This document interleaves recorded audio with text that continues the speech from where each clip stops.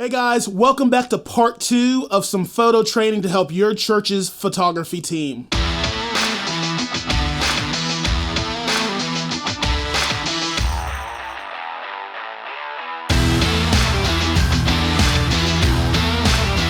in part 1, we talked about the why behind having a photo team and to help your team understand that what they're doing is not just a task, but is worship to Jesus and getting to use their artistic skills to advance the kingdom and to help share the story and capture the story of your church. Today, I want to get into some more nitty-gritty types of things and talk about some specific things that might help your team get better. And if you're drawing in new people who may not be photographers but are interested in learning, these are some simple things to help them along the way that'll help them to grow in their ability. There are 3 culprits that we talk about in photography all the time. And I know you guys probably know this stuff, but I want to talk about each one of these and how they relate to shooting at your church, and mainly in your main auditorium. If your auditorium is anything like ours, we run a more contemporary style of worship. That means that we tend to have a pretty dimly lit room, especially during worship. It's pretty dark in the room itself with lots of light and all that on stage. And just as an aside, I tend to think having a more darker room helps people to forget about those around them and engage in worship on their own and not worry about who's watching them and things like that. So we run a darker room. That gets tricky for both video and photography. So we want to talk about some of those pieces that go along with photography to help. Maybe your room has some of the similar things. Your room may be different, but all of these things will relate as we move forward. So you're wanting to capture the ambiance of your environment and what's happening in the space in there. And because it's dark, we have to make some adjustments. Now, the first culprit that we want to talk about is the aperture of your camera. Now, aperture is, in its most basic terms, it's the size of the hole in your lens. So the bigger the hole is, the more light can get in onto the sensor of your camera and produce brighter images. Aperture is based on what's called the f-stop. So if you have an f3.5, for instance, that's a different size of your lens. The larger the number gets, the smaller the hole gets. So 3.5 is better than 5.6, but not as good as a 1.4. Now, I have a couple different lenses for the camera that I have. I have the A6500 right now, and the lens that I'm shooting on currently is a 30 millimeter lens, f1.4. And based on the crop factor of this lens, it's about a 50 millimeter equivalent. That 1.4 allows plenty of light to come in. It's a really great f-stop to have. Obviously, you can see because that lower aperture number gives you also the great blur out in the background and can produce some really beautiful images that compresses in on just your subject and not have everything in focus. That's what aperture helps with as well. But in this particular case, having that smaller f-stop number and allowing more light to come in is gonna help in your room because it's gonna let that light come into the sensor in what might be a really dark room.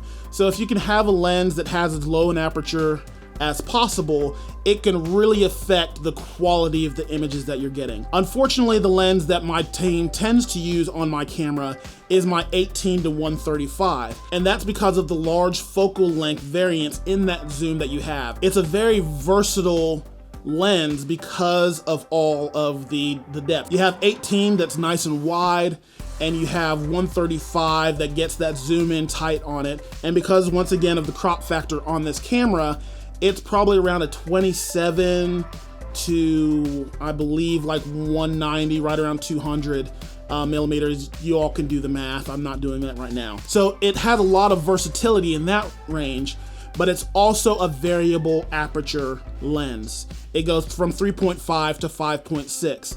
And so as you zoom in, you're losing some of the potential of that aperture. And that can be a problem. That means that you have to make other adjustments with the other 2 culprits, which we'll get to in a moment. But the goal is to keep the aperture as low as possible because that's your starting point to let as much light into your camera as you possibly can right there, and it's going to give you the best results the lower the aperture can be. So yes, my lens has to flex between that 3.5 and 5.6, but I've told my team, you never want to go over that 5.6. Don't ever raise the aperture above that. Keep it as low as possible and let the zoom do what it's going to do on that lens, and that'll be fine. Then you make other adjustments as need be. For your space as well, keep that aperture low. It's not only going to let more light in, it's also going to, the lower you can get it, it'll separate your subject that you're shooting at that moment from the background and give you prettier looking images. Culprit number 2 is your shutter speed. And that is basically how quickly your camera is closing down on that sensor. That image is being taken in that moment. And the faster the shutter speed is, the more stop that you get to that moment. If you're trying to compensate for a dark space and you slow your shutter speed down too much, now you're going to have blurry images, and that's not what you want at all. So I tend to tell my photographers not to go any slower than 1/50th of a second.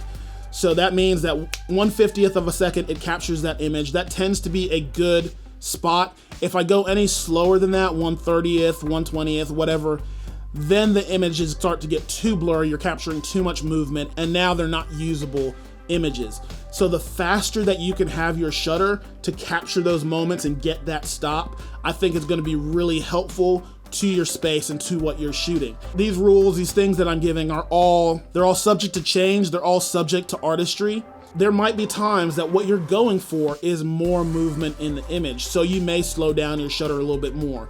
But under normal circumstances, for getting to tell the story and use those in your social media, your website, whatever it might be, you want to stop that action and capture that moment, and so you want a slightly faster shutter speed. The last culprit is obviously your ISO.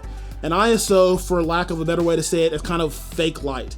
It's the sensitivity of your sensor. How sensitive is it going to be to receiving light?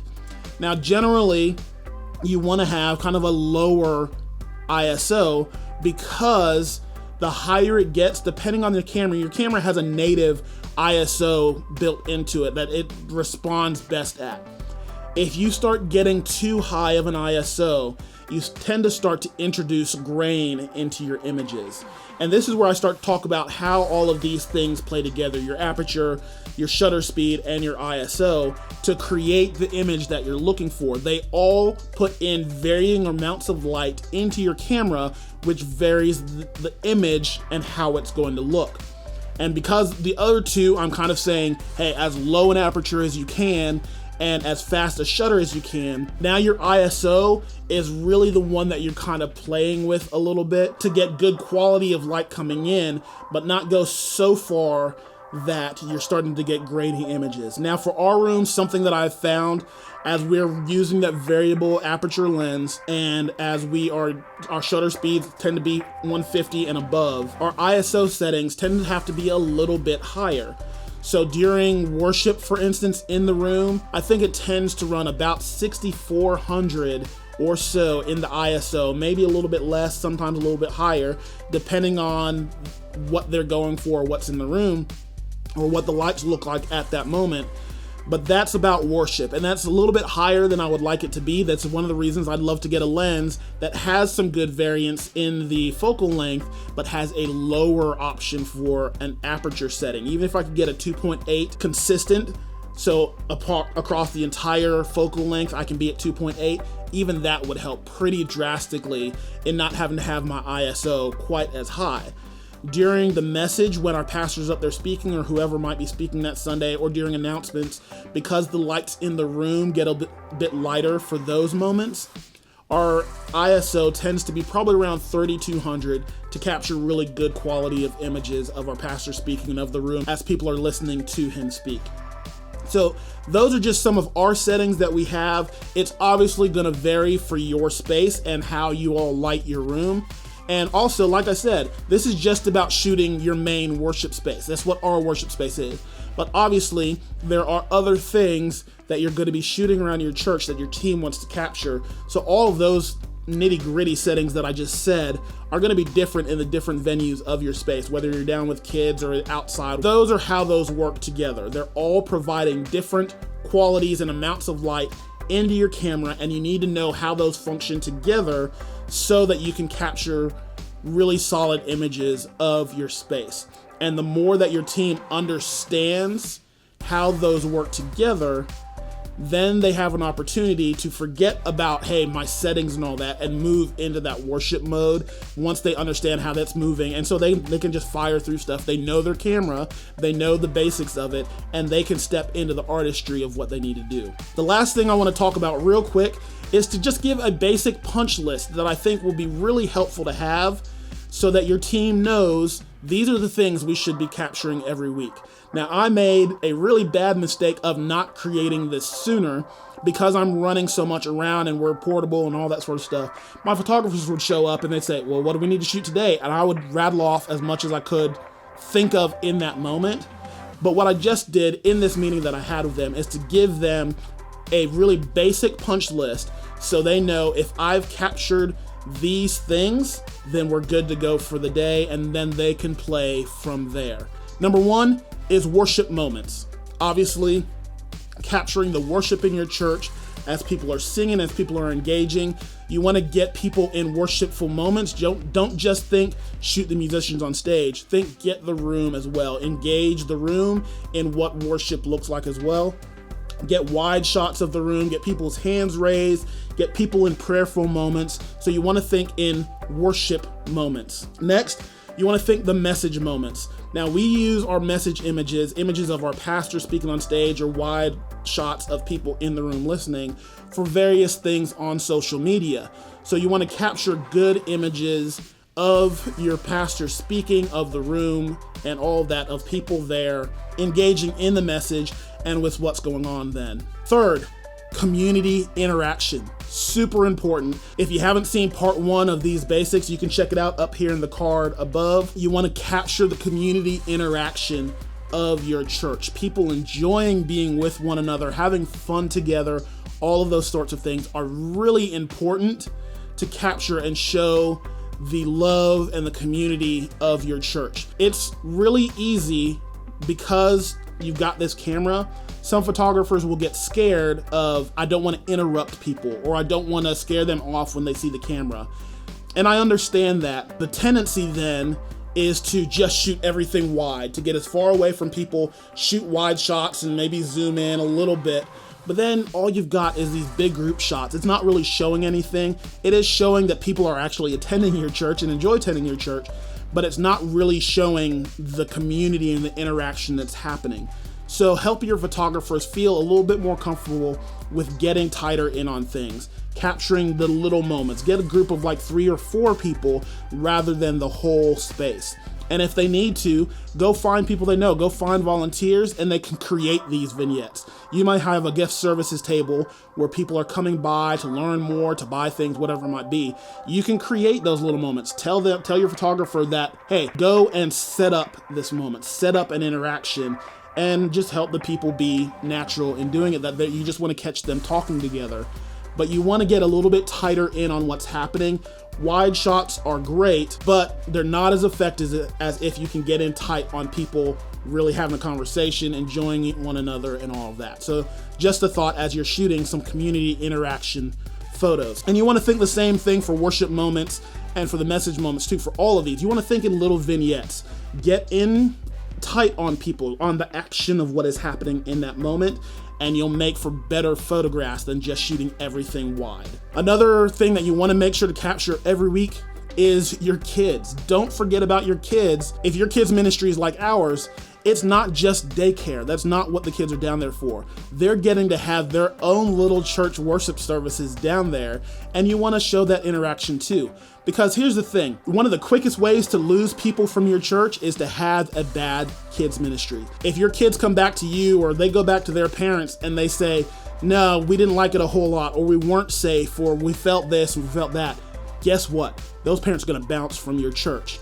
So on the other side of that, capture the fun that kids are having, what they're getting to learn, that they're getting to engage and worship themselves. And I know that can be a little tricky because some parents don't want their kids captured. Now, we're about to implement something that I think will help with this. I know there's a way in different softwares that you can put on your kid's tag that you're printing out when the kid gets checked in, that if the parent doesn't want their kid photographed, it'll print a little color or something like that on that kid's sticker. So then a photographer can walk in and know that they see that little color on them, don't photograph this child. There's different ways to work around that. You put up signs around the building that basically say, once you're entering this place, you're giving us permission to take your photo and use your photo. And people will tell you, hey, I'd rather not my photo not be taken, and they're welcome to do that and tell the photographer, hey, don't take my photo, anything like that. I know in kids it can be a little bit trickier, so look into your systems, see if that's something that you can make clear as well. Make sure your photographers know that that's clear.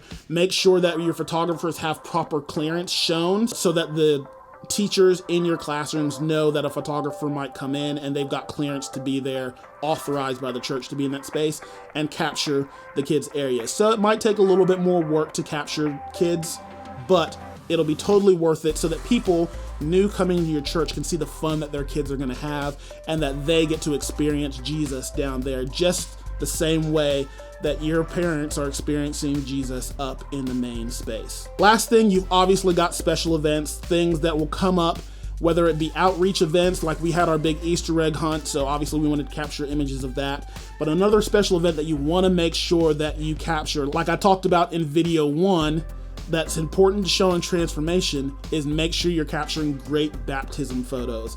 Getting people going down into the water and coming back up in new life, the celebration that they're getting to experience in that moment. Baptism is not them giving their lives to Christ, that's already happened, but this is an outward expression of an already internal change, that they're getting to go public in their relationship with Jesus, and you want to capture those moments and get good at capturing those moments. You know, set a quick fire on your camera so you can get multiple images as they're going down in the water, as they're coming up. You may want to have a GoPro or something like that. We have one that's running video that as the person is being baptized, we'll dunk the GoPro with them and bring back up. So we'll catch some video of that and make sure you catch them as they're back out of the water. Some of my favorite images are right as they've come back up. The smiles that are on these people's faces as they've identified with Christ in that way are some of the best photos that you'll ever take. It's one of my absolute favorite things to do, is to shoot baptism photos. So that's just a basic punch list of things that you want to give to your photographer that they can capture every week. Worship moments, message moments, community interaction, and kids. And then when you're having special events like baptisms or different outreaches and things like that, that you're capturing images of what is going on around your church and sharing that story of what God is doing inside your body and your little outpost of the kingdom. Hope that was helpful to you guys. If you have any questions or want to ask me anything about any of this stuff, feel free to leave a comment down below, shoot me an email, whatever you want to do. I'd love to respond and interact about this stuff. Do all the things that YouTubers tell you to do if you want to go do that. Like, subscribe, and hit that bell notification. And we'll see you guys next time.